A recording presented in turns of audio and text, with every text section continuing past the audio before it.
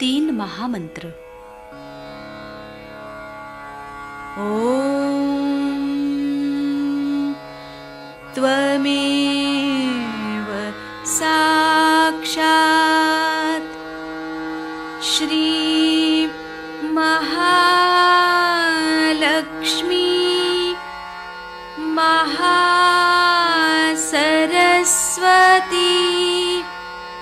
महाकाली त्रिगुणात्मिका कुंडलिनी साक्षात् श्री आदिशक्ति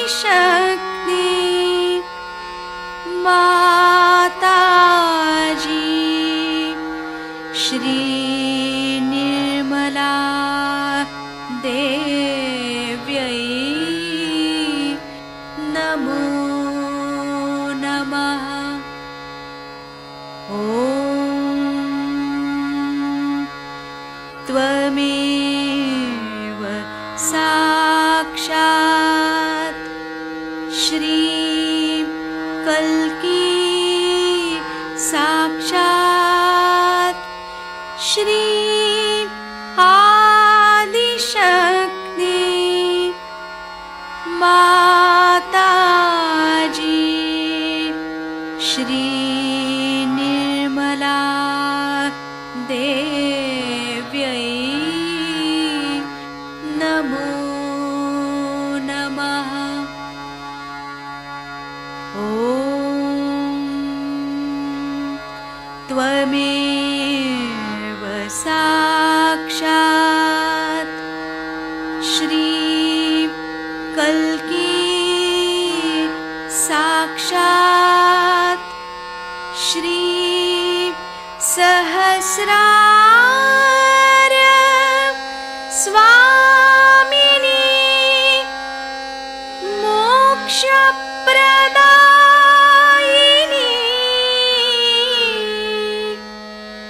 माताजी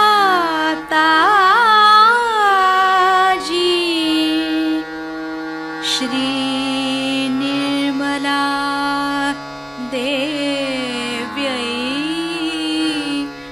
नमो नमः। श्री गणेश मंत्र। ॐ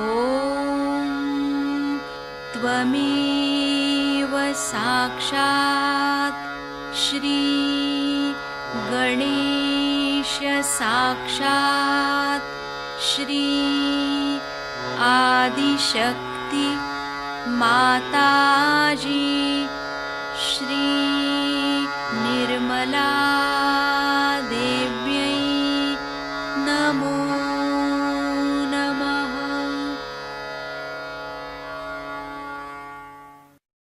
जय श्री माता जी।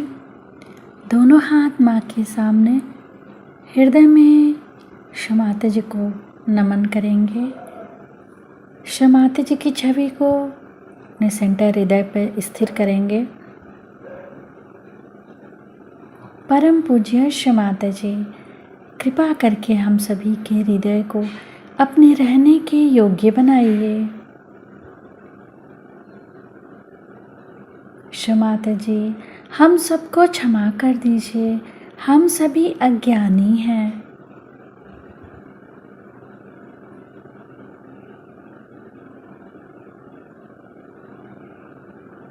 श्री माता जी, हमारे इस हृदय को और पावन कीजिए ताकि आप यहाँ आ सकें।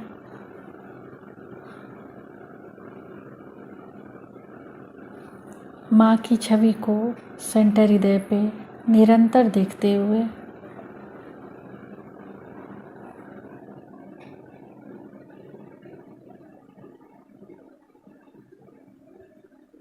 धीरे धीरे अपने संपूर्ण चित्त को दोनों हाथों को देखते हुए माँ से प्रार्थना, श्री माता जी कृपा करके हमारे दोनों हाथों की ओर देखिए।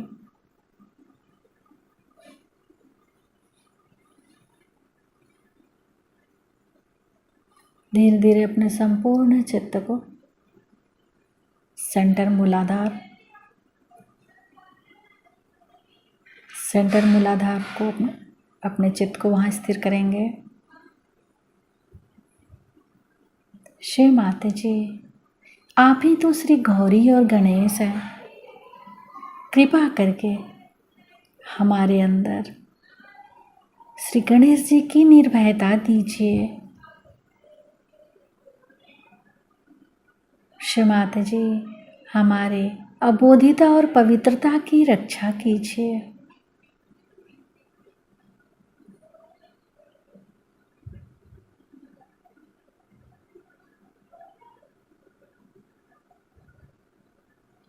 धीरे धीरे अपने संपूर्ण चित्त को सेंटर स्वादिष्ठान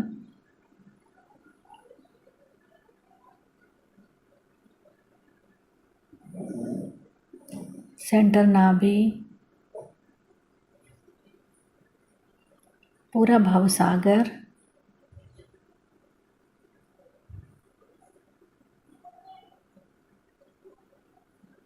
सेंटर हृदय,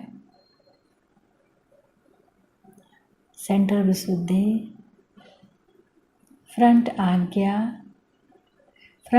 पर श्री निर्विचारिता मंत्र।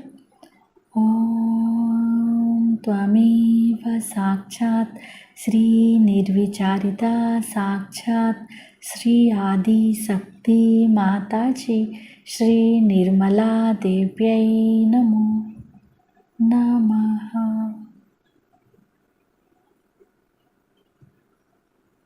बैक आज्ञा।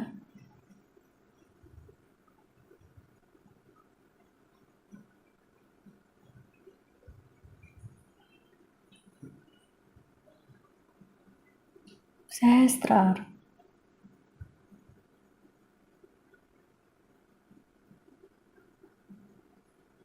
सहस्त्रार पर एक चित्र रहेगा, एक चित्र सेंटर मूलाधार, दोनों जगह एक साथ। सहस्त्रार से सेंटर मूलाधार,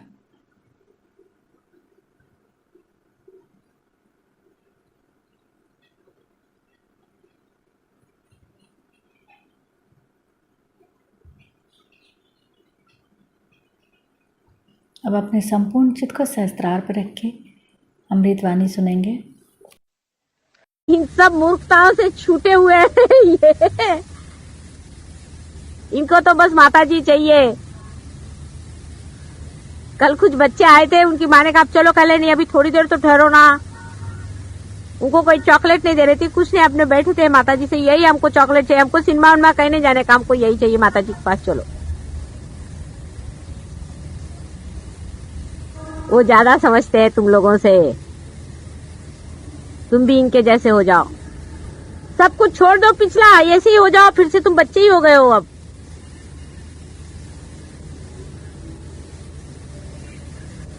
क्या सुंदर रूप हैं।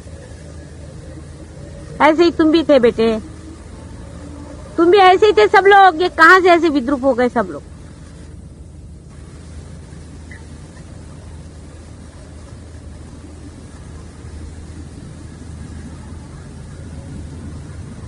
अपनी विद्रूपताओं से घबराओ, दूसरों की स्वरूपता को देखो।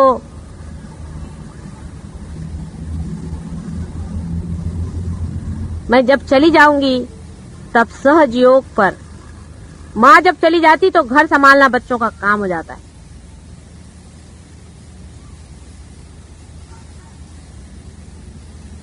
आने पर दिखना चाहिए कि सहज योग बढ़ा के रखा हुआ है मेरे बच्चों ने, और नहीं तो आने पर दिखा 8-10 वहां उनके आज्ञा चक्र पकड़े हैं, किसी के नाभि चक्र पकड़ा है, किसी का विशुद्धि चक्र पकड़ा है, कोई उनके पास चले गए, कोई उनके पास चले गए, कोई बीमार पड़ गए, किसी की हालत खराब, किसी की बीवी अस्पताल में, कोई पागल खाने में। अरे भाई ये क्या हो गया।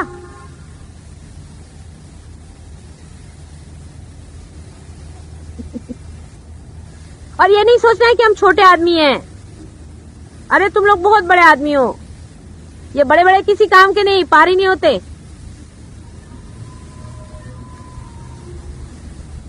अपना बड़प्पन जान करके बात करो, अपने को खोल करके बात करो। एक अक्षर सहयोग में जो बोलता है, सरस्वती साक्षात वहां आके बैठ जाएगी। मैं आपसे बताती हूँ, आप बोल के देखिए, आपके अनुभव होंगे। सहयोग पे बोलना शुरू करो, सरस्वती आपके वाणी में आ जाएगी। लिखना शुरू करो, आपके लेखनी में आ जाएगी।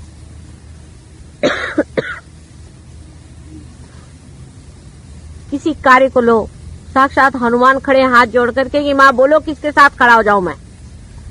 हनुमान जी सारा काम कर रहे हैं आपका। कोई भी काम लो माँ का नाम ले करके, कोई सा भी काम संसार का लो, चाहे किसी चीज का, वो करेंगे।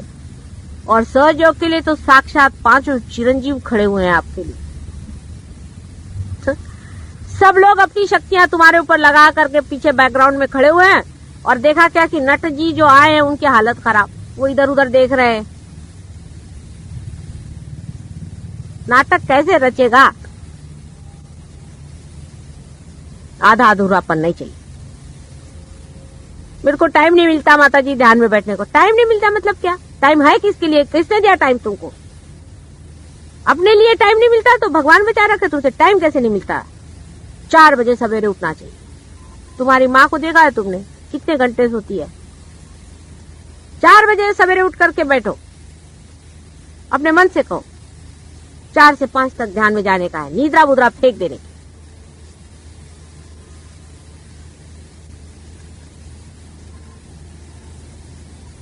रात का जागरण छोड़ो, फालतू लोगों से बातचीत करना छोड़ो, फालतू एसोसिएशन छोड़ो, रिश्तेदारी छोड़ो, बेकार के लोग हैं, सब भूत वाले हैं। उनके लिए अपना टाइम बर्बाद करने के लिए हम है कहाँ यहाँ पर। मैं तो एक भी क्षण, आपको आश्चर्य होगा कि सहयोग के सिवाय बिताती नहीं, एक भी क्षण। हमारे पति के ऑफिस में हजारों आदमी आते हैं, जब कभी रिसेप्शन होता है तो हजारों आदमी से हाथ मिलाना पड़ता है। जागृति जो हाथ मिलाते हैं, जागृति, उसको दिया वो फट से देखती हूँ कि जागृति हो गई, मुझे आती है हंसी। जिस देश में जाती हूँ उस देश में जागृति देती हूँ, जिससे बात करती हूँ उसको जागृति देती हूँ, वो बोलते रहता है उसको उधर जागृति देती रहती हूँ। वो अपना बोलते रहता है दुनिया की चीज,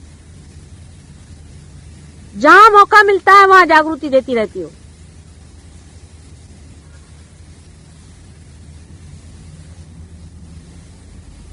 विक्टोरिया स्टेशन पर टिकट कलेक्टर एक था मुसलमान, तो उसको टिकट लेने के टाइम में मैं जब खड़ी थी तो लाइन बहुत लंबी थी, तो मैं दे रही थी। पाकिस्तान का होगा, पता नहीं जहां का भी, हाँ पाकिस्तान का था। तो उसको मैं जागृति दे रही थी खड़ी खड़ी, सामने वालों को भी जागृति दे रही थी, उसको भी। जैसे उसको टिकट दिया, उसने मेरी ओर देखा, पार हो गया। तो वो सबका टिकट दे के जो अंदर में आ गया और आकर के मेरे कंपार्टमेंट में बैठ गया। तो उस कंपार्टमेंट में मैं अकेली बैठी थी। कहता आप कौन है, आपने में इतनी कशिश कौन कैसी है। मैंने कहा आप कौन है। पहले मेरा नाम हुसैन है। फिर मैंने कहा बैठो, हुसैन मियाँ, ऐसे हाथ करो। कहले ये क्या हो रहा है ठंडा, आप कौन है। मैंने कहा देख लो कौन है, पहचानो। रोम में मैं गई थी, बहुत दिन पहले की बात है। वहां बहुत से आर्टिस्ट बैठे हुए थे, कुछ पेंट कर रहे थे। एक को पार कर दिया, वो उठा और आके धीरे से, पहले उसने किसी से कुछ कहा और उसके बाद आकर के दोनों पैर पकड़ करके बैठ गया और रोने लगा जोर जोर से कि माँ तुम कब आई। अब मैं तो वहां बड़े भारी अफसर की बीवी बन के गई थी। 3 आदमी इधर में, 4 आदमी उधर में खड़े हुए थे। वो लोग सब एम्बेरेस्ड हो गए कि ये क्या कर रहा है। ये कहने लगे कि नहीं माँ तुम मुझे मिल गई, रात में तुम स्वप्न में आई थी, तुमने कहा था कि मैं ऐसी साड़ी पहन के आऊंगी, वैसी तुम पहन के आई। एक क्षण भी सहयोग के सिवाय मुझे कुछ सूझता ही नहीं है। सब पिछला भूल गई मैं। बड़े बड़े जन्म हुए, बड़े बड़े हो गए सब लोग, सब भूल गई हूँ मैं। पिछला अगला सब भूल गई हूँ। यही क्षण में सहयोगी मुझे याद है और मुझे कुछ याद नहीं। ऐसे ही आप लोगों को भी हर क्षण हर पल सहयोग है। जहां बैठे हैं वहीं पे घड़ियां फेंक दो, पहले उठा के घड़ियां फेंक दो, घड़ियों की गुलामी फेंक दो, सहयोग की गुलामी करो। सहयोग तुम्हारी घड़ी है। 12:30 बज गए उस दिन, कोई हर्जा नहीं, बैठे हुए। 3 बज गए बैठे हुए, सहयोग में बैठे हो। सहयोग क्या टाइम का गुलाम है, क्या घड़ी का गुलाम है। किसी भी कायदे कानून के हम गुलाम नहीं है, हम सिर्फ सहयोग में खड़े हुए हैं। जितना भी टाइम लग जाए बैठे रहेंगे, जहां भी बैठे बैठेंगे। हम कोई पेट के गुलाम है जो टाइम से खाए, हम किसी के भी गुलाम नहीं है।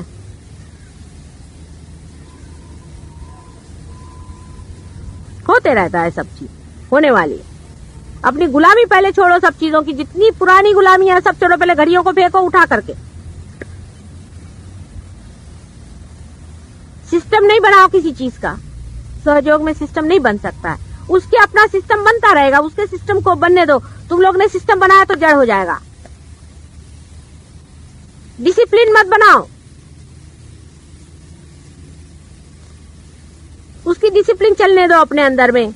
हाँ, जो लोग पार नहीं हुए उनके लिए डिसिप्लिन जरूरी है, वो तुम करो। लेकिन जो पार हो चुके हैं उन्होंने अपनी डिसिप्लिन अंदर करनी है, अपने आप अंदर डिसिप्लिनिंग हो जाएगा।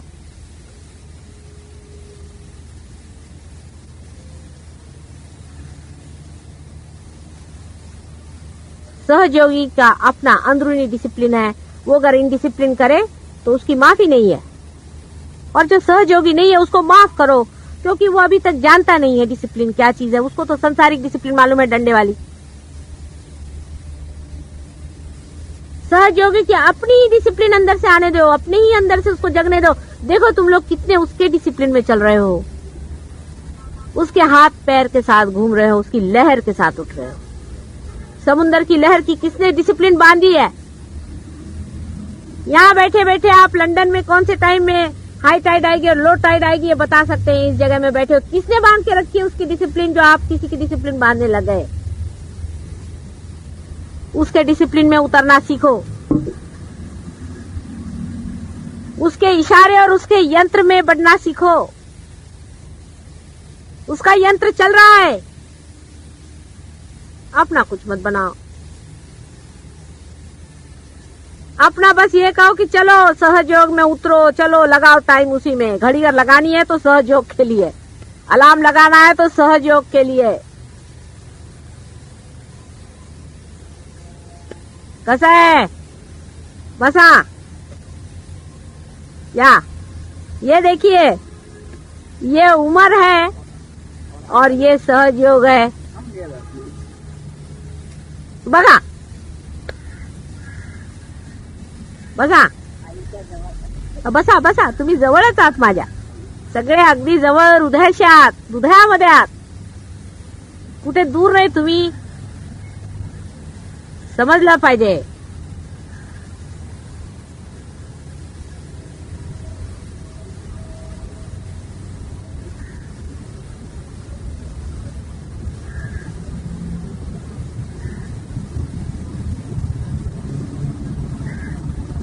संसार का एक पत्ता भी उसके डिसिप्लिन के बगैर नहीं चल सकता। उसके डिसिप्लिन में अपने को घोल दो, उसकी हार्मनी में चले जाओ, उसके साथ हार्मोनाइज कर लीजिए पूरी तरह से। जब वो उठता है तो उठ गए, जब वो गिरता है तो गिर गए। जब हम अपना कुछ लेकर के बैठ जाते हैं तो उससे अछूते रह जाते हैं। अपने को उसी के साथ मोल्ड करते चलो। सिर्फ सहयोग से हो सकता है और किसी चीज से नहीं हो सकता, और कोई संसारिक लौकिक चीजों से नहीं हो सकता है उसका काम। उसका एक ही तरीका 1000 बार बताया, फिर से बता रही हूं, फिर बता रही हूं कि आपका जो किला है, आपका जो फोर्ट्रेस है, वो है निर्विचारिता। निर्विचारिता में जानो, वहीं जान जाओगे सब। कोई भी काम करना हो निर्विचारिता में जाओ। सारा संसारी काम निर्विचारिता में करते ही साथ में आप जानिएगा कि कहां से कहां डायनामिक हो गया मामला। फूलों को खिलते हुए किसने देखा है? फलों को लगते हुए किसने देखा है? संसार का सारा जीवंत कार्य होते हुए किसने देखा है? हो रहा है। उसी डायनामिज्म में, उसी लिविंग चीज में आप मूवमेंट कर रहे हैं। वो निर्विचारिता से आ रहा है ना। उस स्थान पे आप बैठे हैं जहां से सारा संसार खिलता है। निर्विचारिता में ही उसकी आदत लगाइए, हर समय निर्विचार रहने का प्रयत्न करें। सारा कार्य संसार का उसी से होता है और आपका भी होगा। फालतू सालतू सब चीज हो जाती है, लेकिन अंदर का चलना आपको ही करने का है। कोई उम्र का तकाजा नहीं है कि हम बुढ़े हो गए। कोई बुढ़ा नहीं है। अभी तो पैदा हुए कितने साल हुए? 2-4 साल हुए होंगे, और क्या। अभी तो छोटे छोटे बच्चे हैं सारे। उम्र का तकाजा नहीं है।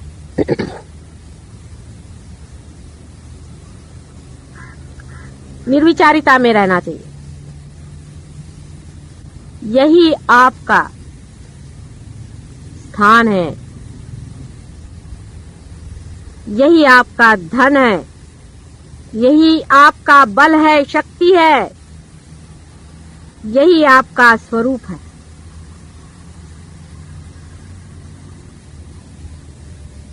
यही आपका सौंदर्य है, यही आपका जीवन है। निर्विचार। निर्विचार होते ही बाकी का जो बाहर का यंत्र है,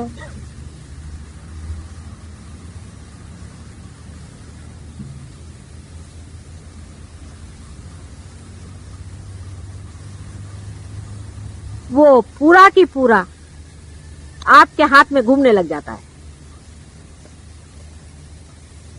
निर्विचारिता में रहिए। वहां पर ना समय है, न दिशा है, न कोई छू सकता है। सिर्फ जीवंतता का दर्शन होता है कि जीवन कैसे खिलता, उसके सौंदर्य का दर्शन होता है, उसके सामर्थ्य का दर्शन होता है, उसके ऐश्वर्य का दर्शन होता है और उसके सत्य का दर्शन होता है। उस जगह से देखिए जहां से जीवन की धारा बहती।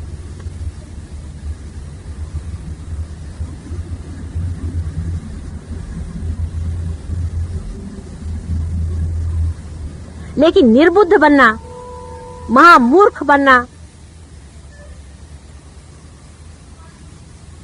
कैसे आपको वो दिखाएगा? या हृदय शून्य होना,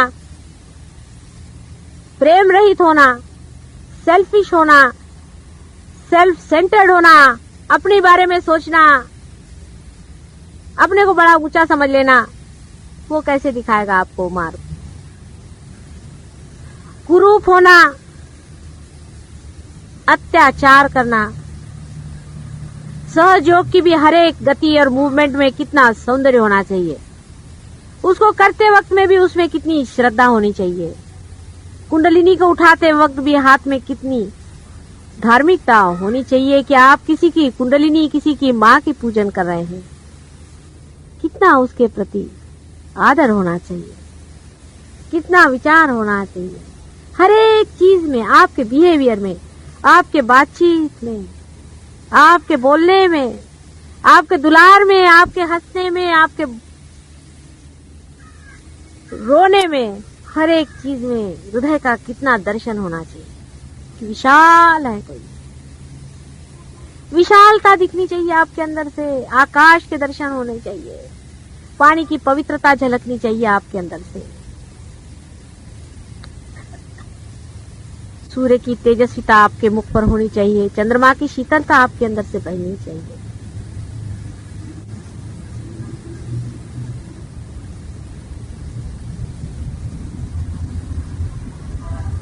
सर्वगामी होना चाहिए आपको, हवा के जैसे, सबके प्राणों में आपका प्राण स्पंदन कर रहा है इस वक्त में। जान लीजिए, अपने प्राणों के साथ मत खेलिए।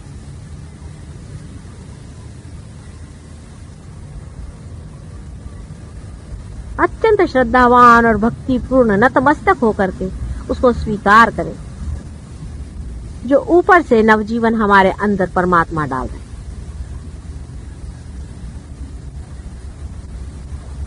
स्वीकार्य हो उसका प्यार, उसकी अनुकंपा स्वीकार्य हो आपको।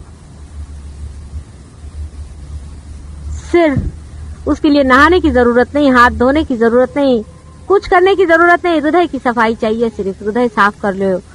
प्रभु हमारा हृदय साफ करो, हमारा छल कपट छोड़ो, तू अपने हृदय को साफ करो। उस हृदय कमल में उतरने वाले हैं वो। हृदय को साफ करो।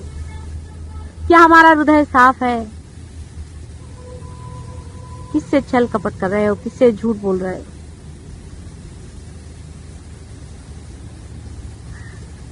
तुम सभी एक हो, किसी एक को मेरा कहना कभी हो ही नहीं सकता है।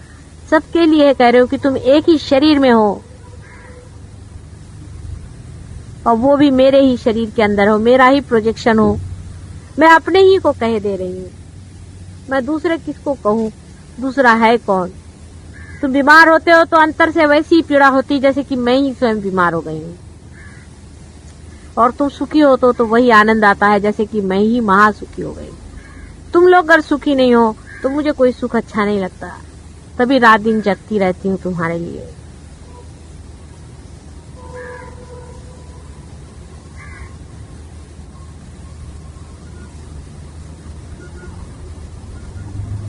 जो जिससे बन पड़ता है, जिसके पास समय है वो समय दे, पूर्णतया समय दे इसको। अब हमारा आश्रम बनने वाला है, उसको रुपया दे, जिसके पास रुपया है देना पड़ेगा। आप इधर उधर रुपया खर्च करते हैं, क्या फायदा हुआ? सारे रुपए आज तक खर्च किए, मुझको कुछ तुम्हारा रुपया नहीं चाहिए, मुझको कुछ नहीं चाहिए, मुझको कोई खर्चा नहीं करने का। तुम्हारे लिए आश्रम बन रहे हैं, तुम्हारे भाई बहनों के लिए आश्रम बन रहे हैं, उनको वहां रहना है। अभी ये बच्चे पैदा हो रहे हैं, पार हुए, उनके लिए स्कूल चाहिए, वहां उन बच्चों को संभालने वाला कोई चाहिए, उसके लिए रुपया दो। बगैर रुपए के वो खड़ा कैसे होगा? तुम्हारे हृदय से 1 रुपया भी निकलता है, उसका बड़ा महत्व है। ऐसे यहाँ पर लोग आते हैं जो 1 रुपया भी नहीं खर्च करना चाहते। ऐसे भी लोग हैं यहाँ पर। ऐसे कोई गरीब लोग तो यहाँ है नहीं, ऐसे हो तो ठीक है, लेकिन 1 रुपया निकालने में भी कंजूसड़ेपना करने वाले लोग क्या सहयोगी हो सकते हैं क्या? सुनते हो तो मुझे आश्चर्य लगता है। 1-1 रुपए के लिए परेशान करते हैं, 5-5 रुपए के लिए परेशान करते हैं। और जिनके पास पैसा है वो रुपया दे, काफी हजारों में रुपया देना पड़ेगा, लाखों में रुपया देना पड़ेगा। किसने दिया तुमको रुपया?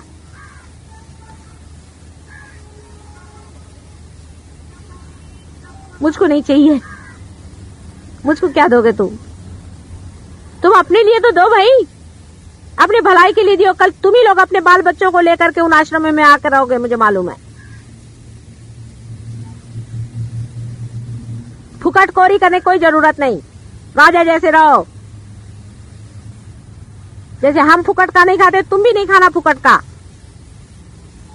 जो कुछ होता है करो, जिसको टाइम मिलता है टाइम करो, जिसे मेहनत होती मेहनत करो, जिसे जागृति थी जागृति थी, पार होते पार करो, भूत निकालते भूत निकालो।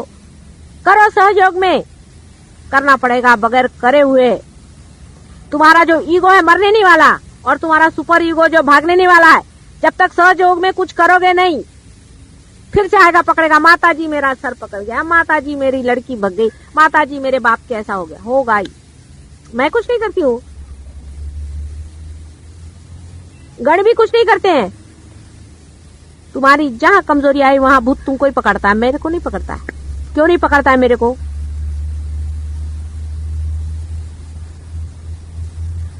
माता जी ने हमको क्या दिया, उसको इतना दे दिया, माता जी ने उसको इतना, अरे उसने उसको मिलने का था, मिल गया उसको।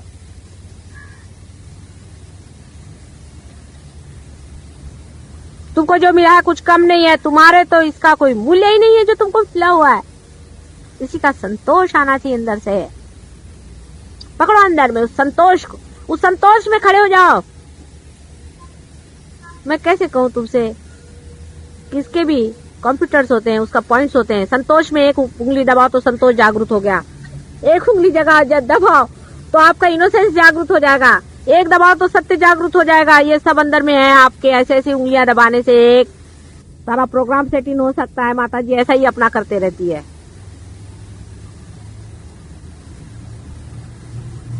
पर पहले वहां पे इनोसेंस थोड़ा होना तो चाहिए, वहां पे संतोष थोड़ा सा होना तो चाहिए। नहीं तो उंगली दबा और अंदर से क्या निकलेगा? वैक्यूम, अंदर कुछ चाहिए नहीं। अंदर जिसने संतोष को जोड़ा है वही तो दबाने पे संतोष में पहुंचे हैं, संतोष में बैठे हुए हैं इस वक्त में, धर्म पे पहुंचे हुए हैं, धर्म में बैठे हुए हैं इस वक्त। सब अपना धन जोड़ के रखा हुआ है, सालों सालों का शरीर जला जला करके आज आपके सामने खड़े हुए हैं।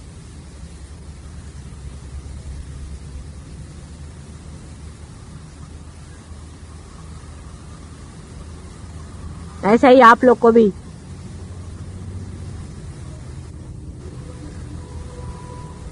एक एक चीज को जोड़ो। संतोष बहुत हो गया, संतोष। इनोसेंस में आओ, धर्म में आओ, सत्य में आओ, सौंदर्य में आओ, प्रेम में आओ। सबके बटन है।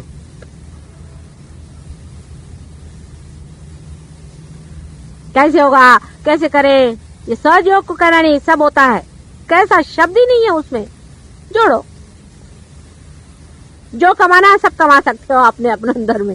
संतोष चाहो संतोष कमा सकते हो, सब चीज कमा सकते हो, अपने अंदर रख सकते हो। रखो, फिर बटन दबाओ, जो चीज चाहिए मिलती जाएगी आपको। मशीन मशीन बन जाएगी अंदर में।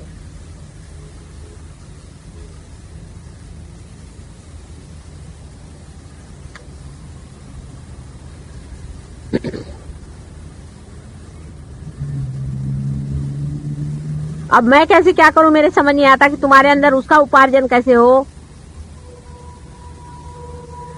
अपना उपार्जन जोड़ो, अपना उपार्जन जोड़ो।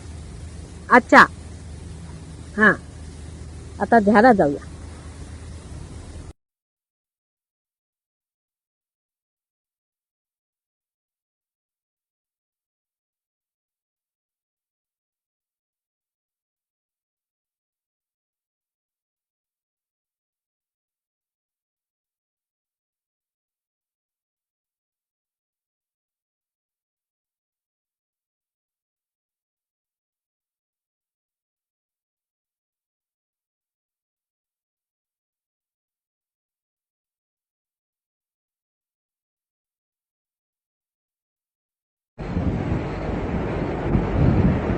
हनुमान जी के बारे में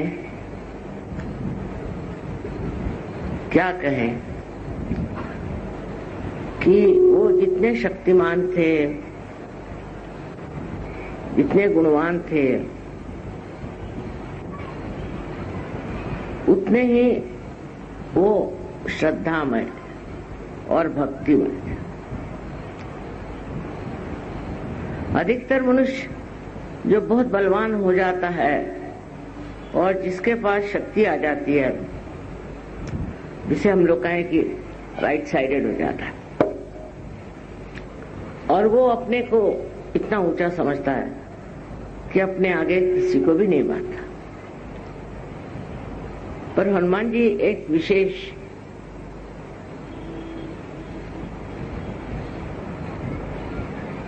देवता है, एक विशेष गुणधारी देवता, कि जितने वो बलवान थे, जितने वो शक्तिशाली थे, उतने ही उनकी भक्ति, शक्ति के संतुलन, जितनी शक्ति थी उतनी ही उनके अंदर भक्ति थी।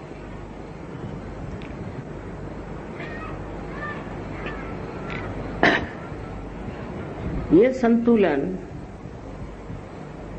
उन्होंने किस प्रकार पाला और उसमें रहे, ये एक बड़ी समझने की बात है।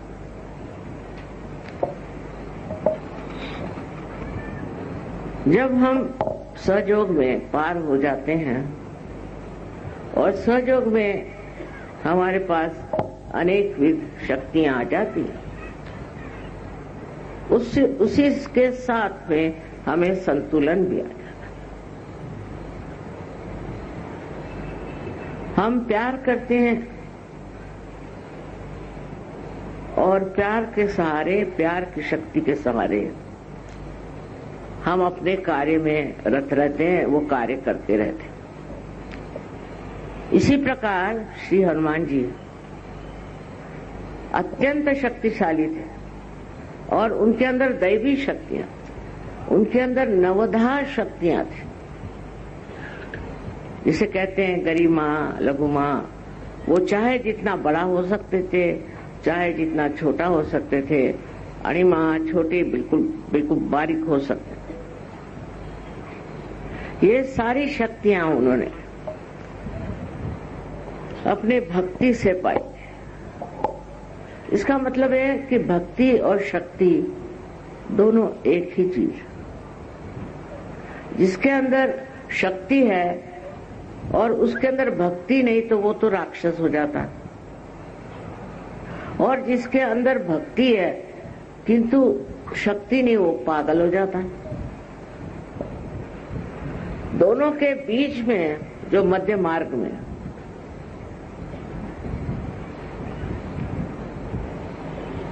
इस चीज को पाता है,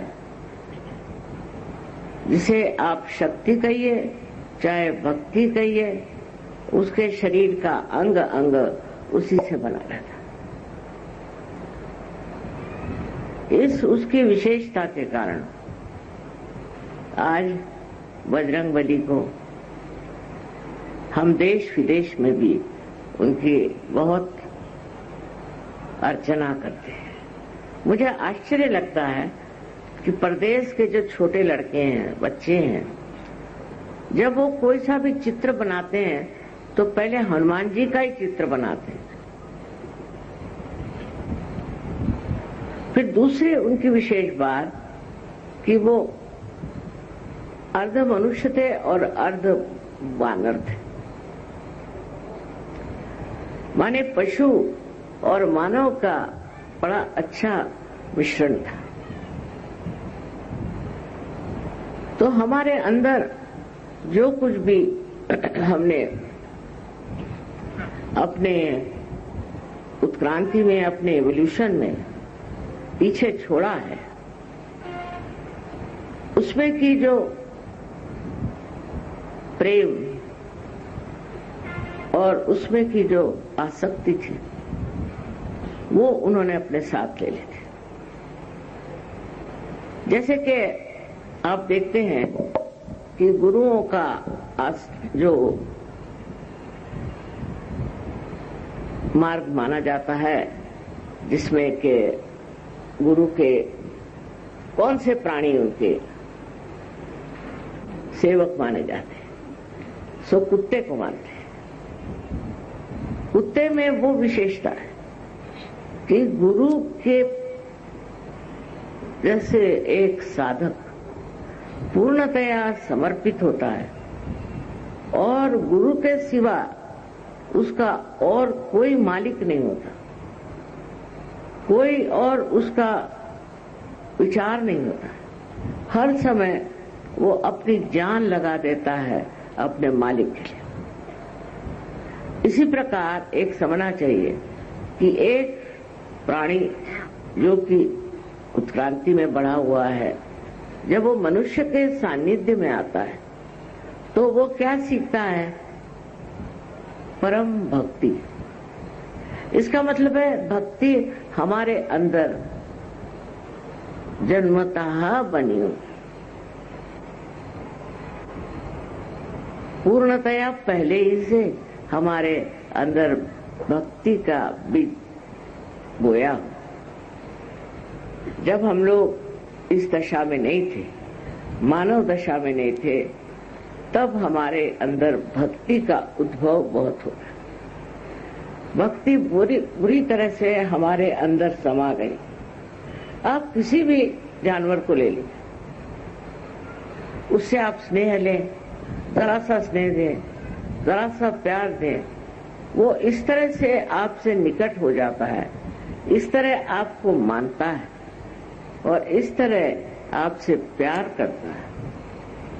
घोड़े की भी बात आपने सुनी होगी कि घोड़े जो है वो अपना सवार जब गिर जाता है या वो मरने को होता है तो उसके ऊपर छा जाते हैं।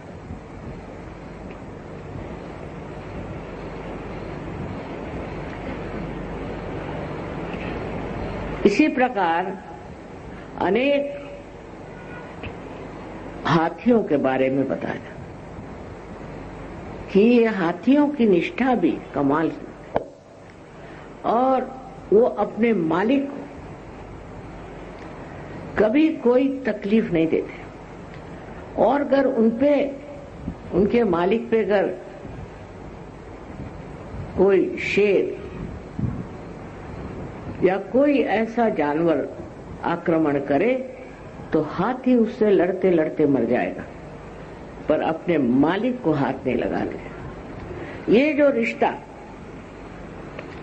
एक मालिक का और ऐसे ऊंचे पहुंचे हुए जानवरों का है,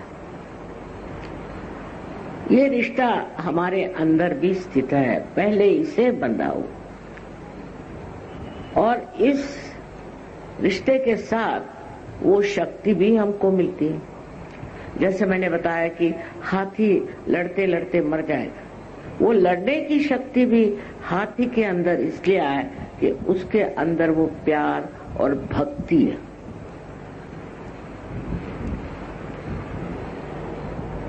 हम लोग कहते हैं कि सहयोग ये प्यार का, परमेश्वरी प्रेम का कार्य है, बात सही, पर इसी कार्य को करते वक्त उसकी शक्ति भी उसी में निहित है।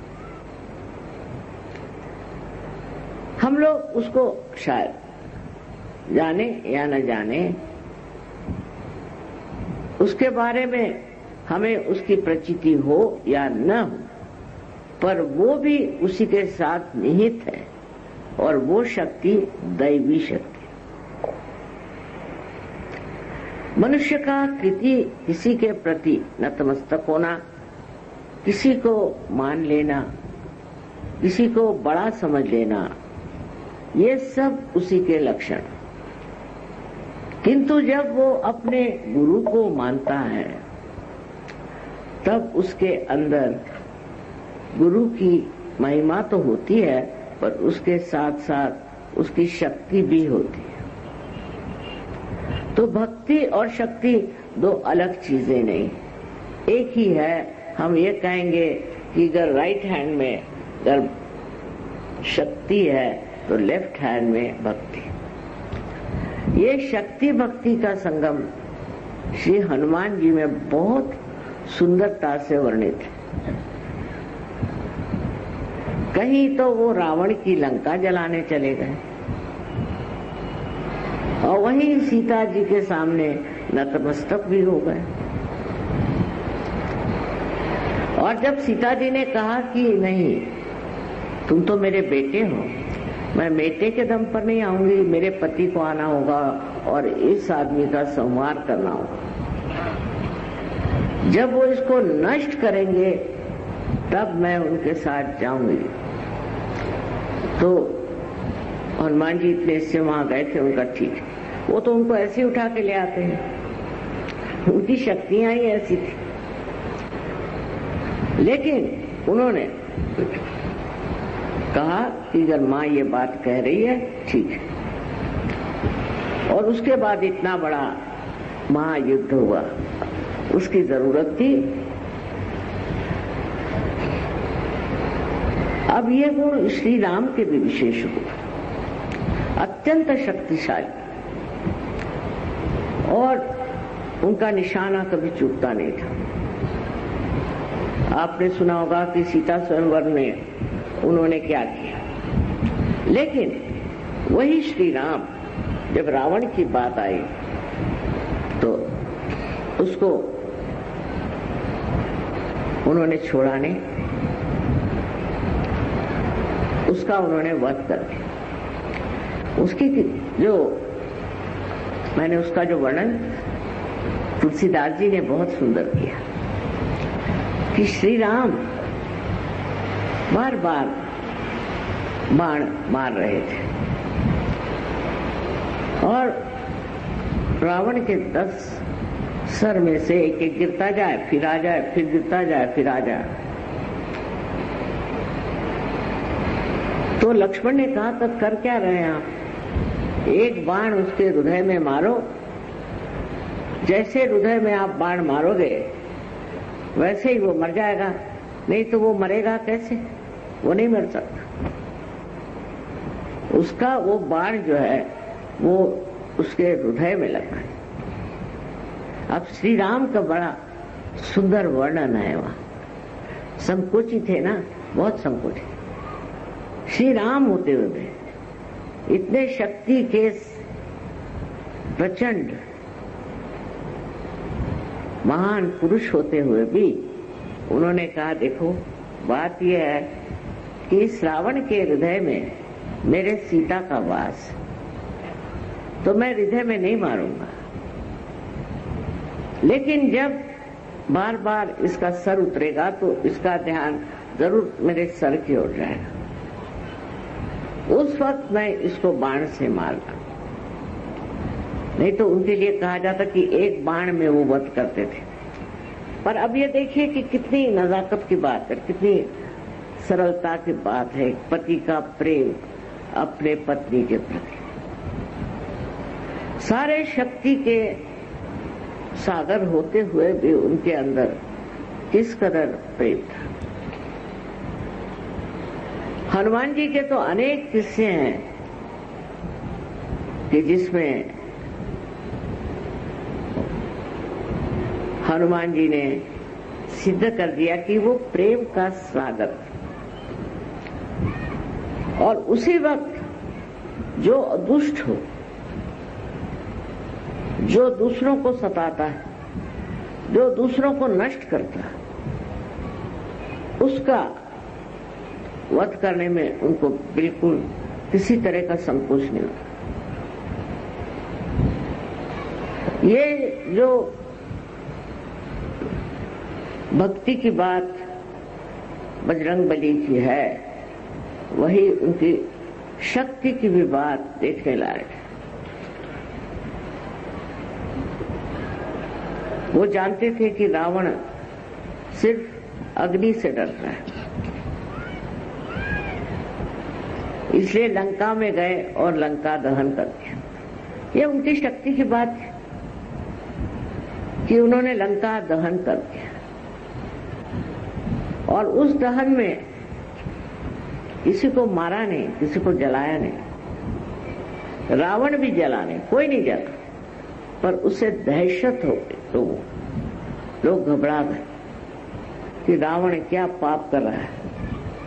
रावण जो इस तरह के कार्य कर रहा था, पहले लोगों में सम्मत था।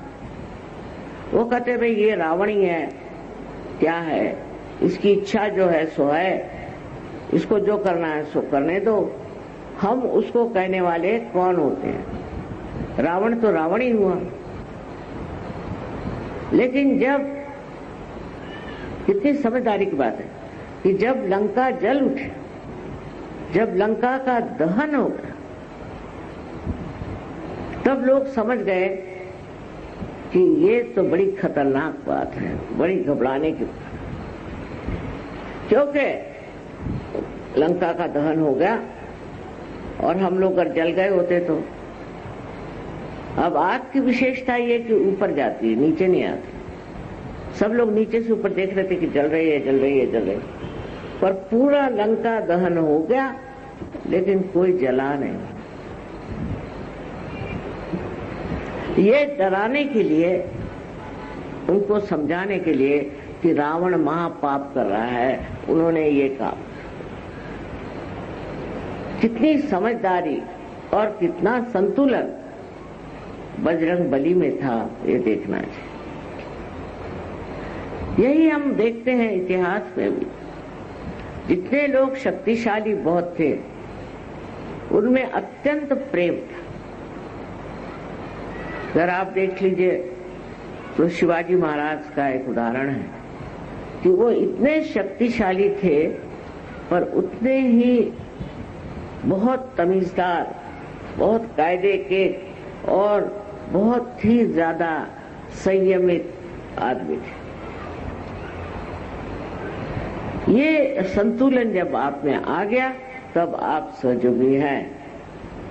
अगर आपके अंदर शक्ति आ गई, इसका मतलब ये नहीं कि आप अपने प्रेम और व्यवहार उसको किसी तरह से त्याग दें, किंतु आप शक्तिशाली हैं। उसकी शोभा ही ये है कि आप, जो लोग दलित हैं, जो गरीब हैं, जो दुखी हैं, जो पीड़ित हैं, जिन पे आफत आई हुई है, उनके संरक्षण में, और जो लोग उनको पीड़ा देते हैं, जो नाश करते हैं, जो सताते हैं, और जिन्होंने हर तरह की परेशानी लोगों के लिए खड़ी की है, ऐसे लोगों आप कुछ करने की जरूरत नहीं, सिर्फ बंधन से ही आप ठिकाने लगा सकते हैं। ये जो आपके अंदर शक्तियां आ गई हैं, इसका इस्तेमाल इसीलिए करना चाहिए कि जिससे जो दुष्ट हैं वो खत्म हो जाए। लेकिन आपकी शक्ति में हाथ में तलवार या गदा नहीं, हनुमान जी जैसे बाह्य में गदा नहीं है, पर अंतर में है। आपके अनुभव आप देख लीजिए कि जो आदमी परेशान करता है, तंग करता है, उस पे गदा प्रहार हो जाता, चाहे आप हाथ में गदा उठाइए या नहीं उठाइए। इस तरह से आप तो स्वयं सुरक्षित हैं ही, आपकी तो सुरक्षा है ही, लेकिन उसके साथ ही साथ आपके जो दूसरे सहयोगी हैं, उनकी भी सुरक्षा है। इस तरह से बचत हो जाती। अब इसमें श्री बजरंगबली का हाथ बड़ा जबरदस्त है। आपको पता नहीं कि वो आपके आगे पीछे खड़े हुए हैं।